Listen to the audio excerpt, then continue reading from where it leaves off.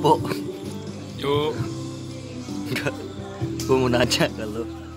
Tadi kan ngomongin masalah boleh apa ngeluh. Jawabannya apa? Boleh bang. Boleh ngeluh ya.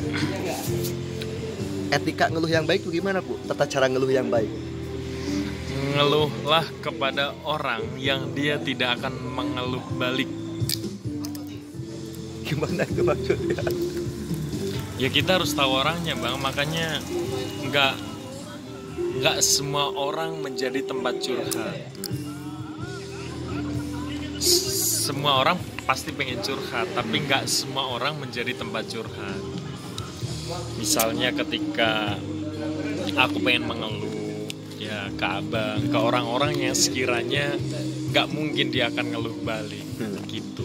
Kalau aku ngeluh ke yang setara, dia mungkin bisa ngeluh balik. Gue jadi keinget senior ada lo senior atau teman seangkatan, bro di mana curhat, gue pengen ketemu curhat. Kenapa bro? Gue ada problem. Di problem gue itu gue dapat pembimbing skripsi. Dia itu susah ditemuin. Itu belum kelar tuh. Lah mending lo katanya kan gua dulu. Maksud gua tuh lah dia mancing. Makanya aku sekarang yakin bahwa tempat mengeluh terbaik ya yang Maha bang, karena dia nggak jawab apapun. Nggak balik ngeluh gitu. Nggak jawab apapun. Coba contoh lo ngeluh ke yang Maha itu. Contoh ngeluhnya gimana? Ya Allah, kenapa sih hidupku begini? Dia kan nggak jawab. Kalau orang kan, lu mah masih mending. Gua tanggungannya 3, disuruh nikah, suruh kerja, malah dia yang ngeluh. Maksudku makanya tempat terbaik mengeluh ya yang Maha, karena dia nggak akan jawab apapun itu. Padahal Yayat yang pengen gue wawancara tuh. Tapi nanti lo ada jatahnya. Ada harus gue interview ya. Bagaimana trik menaklukkan perempuan? Jadi banyak ya orang yang ini. Jadi maksud gue tuh, lo ngeluh ke gue balas keluhan gue, dan enggak bang, justru gue yang lebih kok jadi lomba ngeluh gitu loh. Gimana sih itu konsepnya? Ya enggak, kalau dia kembali mengeluh ya tugas kita memposisikan dia. Berarti dia ingin tukar peran. Gitu aja sih bang. Ketika kita jadikan objek dan dia ingin jadi subjek, otomatis kita yang jadi objek. Iya betul. Mending awalnya kan kita awalnya kita judulnya pengen ngeluh ke dia. Ya. Dia harusnya diem atau ngasih solusi lah ya yang terbaik. Ini malah solusinya dengan keluhan dia. Supaya maksud gua tuh lo udah ada yang lebih daripada lo gitu. Ini malah studi banding kan. Kan kita niatnya bukan studi banding, bukan komparasi. Ini itu studi kasus, bukan studi komparasi. Udah kayak studi ini ya. Udah kayak jurusan prodi perbandingan agama, Itu dia. perbandingan mazhab gitu ya. Kadang-kadang orang tuh nggak paham ya begitu-begitu. Tapi masih banyak ya lah ya yang kayak gitu tuh ya. Banyak. Yang nggak tahu etika mengeluh gitu ya. Iya. Makanya ya tadi kita harus pilih-pilih. Berarti yang salah bukan orang yang dicurhati. Subjek yang salah. Dia salah memilih orang. Dia salah memilih objek. Ternyata yang dianggap objek ternyata subjek. Subjek. Subjek ketemu subjek kan nggak bisa. Mau nggak mau kita yang jadi objek. Anjing jadi lebah. Ada lo gitu loh. Maksud gua tuh kan apa? Dia tuh lagi latihan, nanti mau ikut olimpiade mengeluh. Gimana sih maksud gua tuh? Maksud si objek apa si subjek? Si objek yang sedang kita keluhkan. Ya ternyata selama ini dia subjek. Kita aja yang menganggap objek. Berarti lagi-lagi yang salah itu adalah kitanya. Kita si subjek menganggap subjek sebagai objek. Enak dong di dianya ya. Jadi Enak. dia tuh sebenarnya gengsi untuk cari tempat mengeluh. Iya. Tapi ketika ada orang mengeluh ke dia, nah ini kesempatan gue untuk mengeluh gitu ya. Iya, benar. Banyak yang begitu-begitu tuh bang. Mending lo mah. Dia- Kayak gitu. Gue itu kan itu. Diawali dengan lu mah enak, lu mah masih enak gitu, lu mah mending, diawali dengan kata itu. Dan di situ transisi dia dari objek menjadi subjek. Itu udah transisi tuh bang, harus hati-hati. Iya. Ternyata kesalahannya itu ada di diri kita ya. Diri Salah kita. memilih objek untuk mengeluh. Apapun perbuatan kita, salah di diri kita, nggak mungkin orang lain. Jadi menyalahkan orang lain adalah bentuk kesalahan kita. Jadi pada akhirnya solusi yang terbaik adalah mengeluh kepada entitas yang gak pernah mengeluh ke kita. Betul. Gak mungkin kan lo mengeluh ke Tuhan. Ya Tuhan, gue hamba yang lemah. Kenapa gue hidup menderita? Kata Tuhan, lo mah mending. Gak mau ikut-ikutan, soal takut di take down YouTube. Jadi enggak, lo mah gak begitu ya. Lo mah mending gitu. Gue mah tanggungannya sealam semesta dari zaman dulu sampai sekarang gitu. Enggak gitu. Gak habis-habis ini, malah nambah 6 miliar sekarang penduduk bumi. Dulu mah masih Adam doang sama Hawa, enak ngaturnya. Sekarang udah 6 miliar, gimana gak bingung kita? Tapi Allah gak begitu. Gak begitu, iya. Tapi kenapa sekarang cara berpikir lo apa-apa di ke Allah? Lo pengen gimana? Tapi jangan-jangan kalau nanti penduduk bumi udah melebihi kapasitas bumi, dia ngamuk dikiamatin. Kiamat aja lah udah males aja, udah penuh. Gak ada yang tahu mas. Jangan-jangan kiamat tuh karena itu tadi dia udah males ngurusin lebih dari puluhan miliar orang. Tapi gak mungkin kan Tuhan seperti itu. Nggak mungkin. Itu pengandaian. Itu pengandaian. Ini cara amannya. Supaya kalau ada yang motong gitu ya video ini, oh enggak, itu ada kelanjutannya kok. Kayak gitu kan. Apalagi lo sekarang pejabat, dicari-cari kesalahan. Jadi begitu Bu. Jadi cara mengeluh, etika mengeluh yang baik, pertama pilih objek mengeluh kepada entitas yang gak mungkin mengeluh ke kita. Dan itu adalah Allah. Tapi kenapa maksud gue cara berpikir lo tuh sekarang ke Allah, ke Allah, ke Allah. Apalagi bang dari manusia.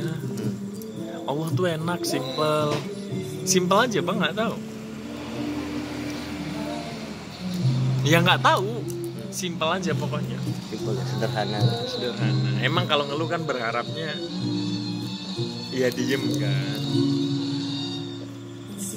Ya sama yang diem. Gitu. Pernah lo mengeluh kalau sampai nangis itu? Aku nggak pernah, bang. Nggak pernah ngeluh sebenarnya. Cuman butuh aja, beda ya ngeluh sama butuh tuh. Kalau ngeluh itu kan dalam keadaan butuh kan yang ngeluh. Tapi kalau aku enggak lah. Kalau apa yang mau dikeluhin dari hidup ini bang? Gak perlu ya. Banyak yang seharusnya lebih mengeluh dibanding kita. Yang abang bilang seharusnya abang yang butuh, ternyata kan ada yang lebih butuh dibanding kita. Makanya balik ke prinsip awal, jangan pernah selalu merasa. Ngerasa lebih apa aja tuh? Ngerasa lebih apapun kan nggak boleh. Ngerasa lebih kaya, ngerasa lebih miskin, Ngerasa lebih nggak punya rokok. Padahal ada yang nggak ngerokok sama sekali. Kosa sih nggak ngerokok. Nggak ngerokok. Kita interview juga Cik. Kok lu canci aja senior gua ini. Ya Gak apa-apa, dia nggak mau dipanggil abang sama gua karena kita seumuran. lu parah lu ya. Etika itu tuh komunikasi KPI kan lu. Enggak bang, yang penting menghormati. Emang KPI? Iya. KPI bang, dia kan junior lu dia. Ini lagi ngomongin apa bang? Mengeluh. Jadi intinya prinsipnya mengeluh itu boleh. Ada batasan nggak sih? Ada bang. Batasan tuh begini. Ini dalam kapasitas segini lo boleh ngeluh. Kalau masalah lo segini jangan usah mengeluh gitu loh. Gimana? Dalam kapasitas seperti apa? Iya, setiap orang kan punya ininya masing-masing ya. Ada dia masih di sini udah ngeluh. Ada yang dia di sini Gimana? di sini baru mengeluh. Ada yang di posisi Gimana? paling terpuruk, dia baru mengeluh. Kan tergantung orang-orang. Ada yang dia nggak makan sehari ngeluh. Tapi ada juga yang nggak makan. Orang mati kan nggak makan, tapi kan nggak ngeluh. Setiap keluhan orang beda-beda. Misal sederhana aja bang, kalau aku mesen di warung kopi ya salah, Gak pernah ngeluh kalau? biasa aja. Oh ya mungkin salah paham. Tapi ada orang-orang yang dia ngeluh Besok ada bahkan podcast. sampai Apaan sih? apaan sih Layanan tidak profesional. segala macam. Panggil direkturnya apa manajernya? Julia Mas Salma. Nah setiap orang keluhannya beda-beda. Bukan mau nemenin Salma, bukan mau nemenin Bang Juli juga. Gue capek ya Bu ya. Muka lu muka gua ya. Muka lu kan muka ngenes. Habis ngisi ini gua tadi. Ngisi galon. Ngisi galon. Di mana, Bang? Tadi lumayan Bu, jadi galon itu dia kan jual 6.000 ya. Ke ini. Gue dapat gope. Di mana? 4.000 di tempat. Ya, pokoknya dari 1 galon gope. Gue bang masuk pagi gue. Lumayan rakyat masuk pagi. Itu contoh. Ini kan bentuk keluhan sederhana masuk pagi, Bang. Dipikir kita nggak masuk pagi. Kita tidur pagi masuk pagi. Ih. Besok lah kita wawancara ya. Oke. Besok gue mau Ngomongin cewek ya. boleh. Ngomongin cara-cara teknik menaklukkan perempuan. Abang lagi ngapain? Saya boleh intro nggak? Tahu gak soleh-solehun? Jangan lo terlalu ganteng. Nanti banyak yang suka sama lo. Tapi rambut lo jadi gak kelihatan karena langitnya juga hitam. Gak apa-apa. Kalau kelihatan gini bang. Ah, kan ganteng lo kelihatan. Nah. Itu Oh, ini yang namanya- buat feeds abang itu ya? Instagram. Enggak. Ini namanya Raka itu. Aku Raka, aku udah titit.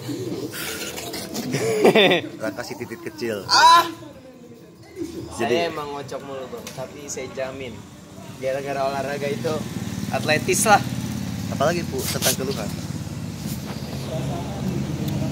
Ini abang lagi ngeluh. Gue pengen ngeluh. Jadi itu gue tuh lagi bingung. Gue sebenarnya harus ngeluh ke siapa itu. Gue harus ngeluh ke siapa. Gue pengen. Makanya kan gue manggil lo. Iya, makanya kan Ini ada- sekarang jam berapa nih? Sekarang jam 2 lebih 15 menit, jam 2 subuh. Sebenarnya kalau kita kan studi banding, Bang. Ya itu, gue tuh sebenarnya manggil lo tuh gue pengen curhat sama lo. Studi banding bukan mengeluh dong. Pengen ya studi banding padahal. Maksudnya sama-sama subjek dong, studi banding. Karena gue tahu bahwa lo juga sedang banyak Iya, beban. berarti kan studi banding sebenarnya kita komparasi. Komparasi. Abang pakai perspektif A, aku perspektif B. Sebagai akademisi kan kita harus pakai bahasa yang akademis juga, Bang. Meskipun level akademisi kita berbeda sekarang. Iya, dan rezekinya kan beda S1 dengan S3, Bang. S1 kan Iya. 1 kali lipat, S3 3 kali lipat. Enggak, kalau S1 ke S2 itu 1.200.000. Kalau S2 ke S3 150.000. Rezekinya beda, jadi S2 ternyata. Benar. Jadi ke UI, Bu. Kenapa harus ke UI sih? Nggak tahu, Bang. Enggak lanjut ke usul begini itu maksud gue. Jadi Ya, kalau kita lulus itu kan pilihannya 2, Bang, sebenarnya. apa itu? Kalau di kita memang 3, tapi kalau di teman-teman tuh 2, nikah atau kerja. Nah, kalau di kita 3. Nikah, kerja, lanjut. Oh, lanjut nganggur. Lanjut kuliah. Lanjut pendidikan dengan prinsip utlubul ilma minal mahdi ila lahdi. Kuat lo ya dari lo ya. Ih, itu nggak tahu dalil apa enggak. Jangan-jangan itu peribahasa Arab. Lo pernah gak curhat ke orang dan itu bener-bener lo dalam keadaan yang berat? Seingat aku nggak pernah, Bang, curhat ke orang mengeluh. Aduh. Kecuali cari solusi kan kalau ke orang itu. Iya, kecuali solusi taktis. Kalau misalnya, Bang, 10 cabang belum pulang, itu kan bukan ngeluh, Bang. Gak ngeluh, Itu sebenarnya. gak ngeluh, cuma informasi aja. Informasi, ya udah kirim norek, ya itu kan hak dia untuk jawab apa. Yang pasti gue nggak ngeluh dengan keberadaan itu. Kalau ngeluh itu, Bang, gue 10 cabang belum balik gitu ya. Padahal gue itu udah berusaha cari-cari kesana kemari kan gitu. Tapi belum dapat nih, Bang. Gue gak maksud minta kok ke abang. Terus ditanya sama orangnya, terus gue harus gimana, Bu? Enggak, gue tuh pengen cerita aja.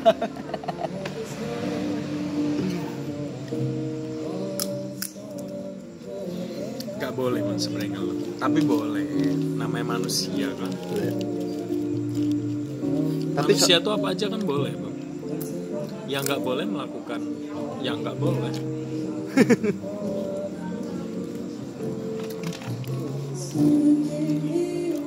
mau apa lagi, Bu? Udahlah ya, 14 menit kita ngomongin etika mengeluh aja. Mau tambah gak? Mau ngomong apa lagi? Udah, Tips lain ada gak? Bagi orang yang mau mengeluh, lo kasih tips lah. Ya tadi, Bang. Kalau mau mengeluh, pastikan bahwa orang yang dikeluhin itu tidak mengeluh balik. Itu aja dipastiin. Jangan sampai dibanting balik, kita mau ngeluh malah dia yang ngeluh. Itu aja sih pesan. Tuh dengerin ya. Jadi harus milih-milih tempat mengeluh. Dan sebaik-baiknya tempat mengeluh adalah Yang tidak mengeluh. dan itu adalah Bukan manusia pasti. Batu tuh jangan-jangan mengeluh tau. Enggak, jangan-jangan aja ya mas. kenapa gue jadi batu ya? Lo mah enak jadi batu. Lu pikir enak jadi batu? Gue kan pengen kemana-mana anjing. Gue kan nunggu ditendang orang dulu baru kemana-mana. Atau dilempar orang. Ya kan nggak tahu. Iya bener. Kita sama sesama manusia yang bisu aja nggak tahu, apalagi yang benda mati yang dia nggak bisa mengekspresikan bagaimana dia harus mengungkap. Jadi batu kalau pengen jalan-jalan nunggu di Misalnya batu mau nyebrang ke jalan raya, jangan-jangan dia nunggu ditendang dan dia pengen nyebrang, dia pengen ke sana capek di kiri dulu, pengen di sebelah kanan, view-nya gimana sih? Kan nggak ada yang tahu bang soal, dan mungkin sesama batu itu yang tahu. apalagi pohon ya. Oh, dan banyak hal. Pohon juga cuma goyang-goyang doang kan nunggu di Lampu misalnya, lu kira nggak panas aja gue kepanasan tahu, cuman nggak bisa ngeluh kan, nggak ada yang tahu. Makanya ketika dia konslet, Alhamdulillah mati lampu itu ternyata bencana bagi kita bencana bagi kita dan barokah bagi barokah bagi lampu. Mungkin ya kita nggak ada yang tahu. iya ya, matahari begitu aja terus ya. Bosen lah. Makanya kan dia suatu saat bakal dari barat. Iya. Cari perhatian. Cari perhatiannya si alam semesta. Itu kiamat. Iya ya, bulan ya. Gitu-gitu aja ya. Pengen dia muter 2 jam aja. Capek anjing. 12 jam full gua. Lemah enak bangun nunggu gua. Kayak Daya tadi ngeluh. Gua masuk pagi bang. Boy, gua dulu kan. Lo nunggu gua kan pasti. Iya ya. Jangan-jangan. Iya betul. Jangan merasa paling. Merasa lah. Kita nggak tahu yang lain. Ya bantu ya. Apalagi Bu yang Ya banyak. potensi Bang. banyak kan. Banyak. Jangan-jangan tukang mie ayam pengen jualan bubur kacang kan, jangan-jangan. Jangan-jangan. Tapi dia gak bisa. Ya udahlah. Jangan-jangan uang 2.000-an pengen jadi cepean kan, nggak ada yang tahu. Woi 2.000 mulu. Cepet sih gua gantian. Biar gak lecek ya. Biar nggak lecek. Nggak ada yang tahu bang kita ini. Iya. Kalau lo jadi batu itu juga pasti begitu ya. Pengen gue ngeliat view dari kanan kan, dari kiri mulu. Gua kanan lah kanan. Atau batu yang diperhatiin lah, batu cincin misalnya, atau batu bara kan diperhatiin.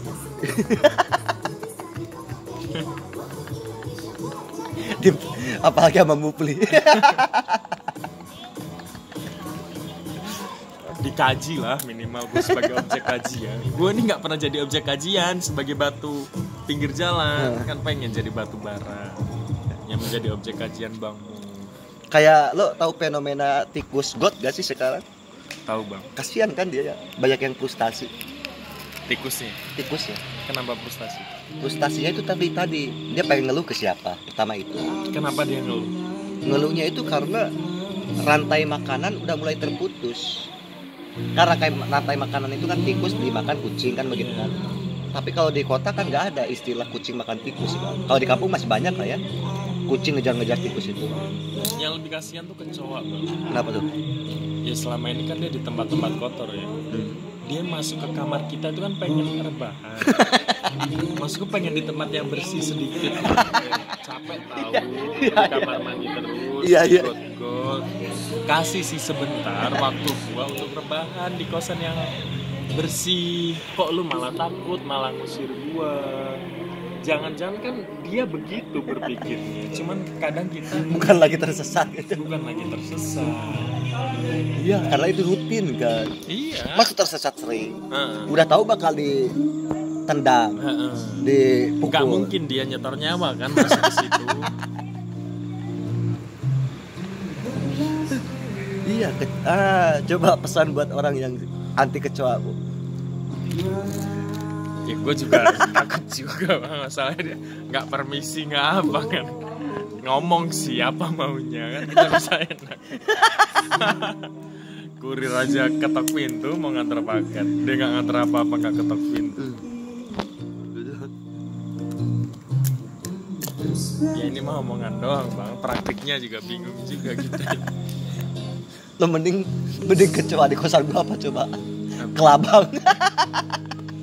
Sumpah gue sampai manggil Roy bang, gara-gara kelabang di kosan gua. Gue cari nggak nemu lagi. Itu masuk dan udah menghilang ya. Jago kelabang tuh. Mas gue itu kan gimana ya, takut juga sih gue. Makhluk di dunia ini yang nggak mengeluh apa Bu? Kira-kira menurut lo? Anak babi kayaknya. Anak babi masih ngeluh ya ke emaknya. Kenapa dia terlahir jadi babi? Iya. Ngeluh. Dia gak bangga anjing. Itu kan Patkai kan ngeluh bang. Ya. Si Patkai yang babi itu kan tadinya jenderal, dia reinkarnasi jadi babi kan ngeluh. Apalagi anak babi. Apalagi anak babi yang babi setengah babi aja ngeluh. Patkai mah keluhannya konsisten. Beginilah cinta, duitnya tidak akhir. Itu aja udah. Apa Bu yang gak ngeluh? Rokok kali ya? Nggak ada bang, semuanya pasti ngeluh. Semuanya pasti kurang. Kan prinsip dasar manusia selalu, prinsip dasar kita selalu kurang. Apa sih yang lebih dari kita? Karena kita bandinginnya dengan yang di atas kita. Coba kita komparasinya dengan yang di bawah kita. Mungkin kita nggak akan ngeluh. Di umur segini teman seangkatan gue udah kerja, udah ngasih orang tuanya. Ya coba tengok yang seangkatan kita tapi yang di bawah. Jadi komparasinya tuh jangan sama yang di atas. Bagus buat semangat, tapi bukan buat keluhan. Kalau niatnya mengeluh, bandinginnya sama yang di bawah. Oh iya, ini ada senior gue yang kayak gue begini, nggak jadi mengeluh dong. Lo ke gua itu. Enggak lah bang, bukan ke abang, ke senior lah, yang nggak perlu disebutin namanya. Lo tahu gak sih bahwa lo pernah ngerasa sih bahwa antara satu di antara kita itu ternyata saling menuduh. Tadi menuduh lebih baik, menuduh lebih nyaman. Iya. Padahal orang yang dituduh itu menuduh kita juga. Misalkan gue bilang bahwa enaknya jadi Pupu itu ya. Lo pasti balik tuh. Enaknya jadi Bang Dani, kan begitu ya? Betul. Gitu. Kayak enak nih pulang kampung. Pulang, lo pasti udah di kampung sih misalkan. Iya. Enaknya ke Ciputat gitu ya. Terus Iya, begitu ya. bener. Sama kayak sekolah pengen libur pengen sekolah dan sebaliknya. Jadi pada akhirnya problem apa itu Bu? Dasariah nggak sih bang? Ya artinya kan dikembalikan bukan ke wilayah, ke tempat, ke orang, bukan. Bukan, diri sendiri belum selesai kan? Ya. Jadi intinya belum berdamai dengan diri sendiri. Belum berdamai. Padahal jawabannya ada dalam diri sendiri sebenarnya. Bukan di atas langit. Jawabnya ada di ujung langit. Makanya kayak kalau kita ngerjain soal kan jawabannya bukan ada di kunci jawaban, ada di kita. Lu nggak tahu di mana siap sih lu dari tadi lu nimbrung aja lu orang lawak tawa nimbrung. Oke lah ya. Kita akhiri. Yuk. Masih bang. Kalau ada yang mau ngeluh sini, samperin Pupu. Insya Allah dia bakal ngeluh ulang. Gak bakal ngeluh gua kalau lo ngeluh. Yuk.